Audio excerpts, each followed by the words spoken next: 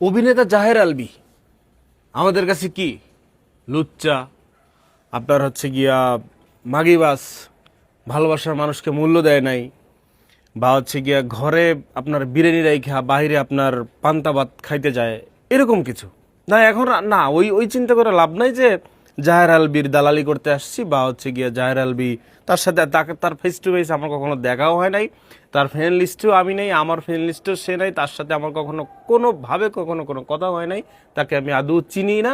এই ক্লিপসগুলো দেখছি, সে একজন অভিনেতা, দ্যাটস ইট। এবং তার যে ঘটনা সামনে আসলো এটা এখন লিগ্যাল যে ব্যাপারটা, এই ব্যাপারটা তো বলতে পারলে নিজের দায়বদ্ধতার জায়গা থেকে মনে হয় যে একটু মুক্তি পাই না। আমি ওই যে তার ওয়াইফের নাম মেবি ইকরা, আমি তার জন্য পোস্ট করেছি এবং তীব্র নিন্দা ও প্রতিবাদ জানাইছি, কারণ তীব্র নিন্দা ও প্রতিবাদ জানার ছাড়া তো এর চেয়ে বড় আর প্রতিবাদ আমাদের কাছে আর হাতে অপশন নাই।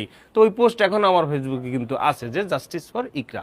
এবার পয়েন্টে আসেন যে না, আমরা ওই মতন ঐক্যে যাব না। আমরা ওই কথা বললে তাহলে জাহের আলভীর মনে করেন দালালি করা হয়ে যাবে, যে একজন লুচ্চার জন্য কেন আমি গলায় ফাঁস দিব, কেন আমি মারা যাব, একজন লুচ্চার পিছে কেন এত মেয়ে ঘুরবে, একজন লুচ্চার পিছে মানে মেয়েরা পাগল হয়ে কেন থাকবে। না, ওই কথা আমরা বলবো না। ওই কথা বলতে গেলে, খুঁজতে গেলে আমরা তাহলে মানে এক ধরনের হচ্ছে কি দালাল হিসেবে পরিচিত হব। দালাল হিসেবে পরিচিত হওয়াটা ঠিক না। এত দালাল হয়ে মানুষ আর কেমনে জীবন চলে। পয়েন্টে আসেন এবার যে অভিনেতা জাহের আলভীর যে ছবি, না সে লাইভে এসে অভিনয় করে কান্না করুক বা যেভাবেই কান্না করুক না কেন, তার কান্না আসুক বা না আসুক, সে চোখের ভিতরে আপনার হচ্ছে গিয়ে লেবু কসলাইয়া তারপর পানি আনুক বা না আনুক, সে যেভাবেই কান্না করার চেষ্টা করুক বা না করুক, তার ছবি ব্যবহার করে যে বিভিন্ন ব্র্যান্ড, বিভিন্ন কোম্পানি, বিভিন্ন অনলাইন বিজনেস প্ল্যাটফর্মের পেজ, যে আপনারা যে ছবিগুলো তার ব্যবহার করে, হাতে ব্যাগ ধরাইয়া, কেউ হাতে মোবাইল ধরাইয়া, কেউ হাতে আতর ধরাইয়া, কেউ হাতে জামা কাপড় ধরাইয়া,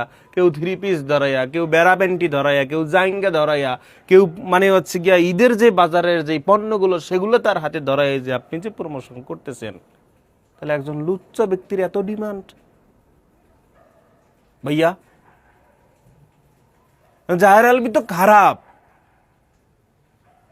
না। এখন জাহের আলভী ওই যে কার কোন পোস্টে দেখলাম যে তার এলাকায় ভাড়া থাকতো, সেখানে সে মহিলাদেরকেও ছাড়তো না। কিসের বেড়া, কিসের মহিলা, কিসের মোড়া, কিসের চিকন, সে কাউরে ছাড়তো না। তারপর তার এলাকায় ঝামেলা হয়েছে, সেখানে বসে তাকে মারছে, মারার পর সে এলাকা থেকে চলে গেছে।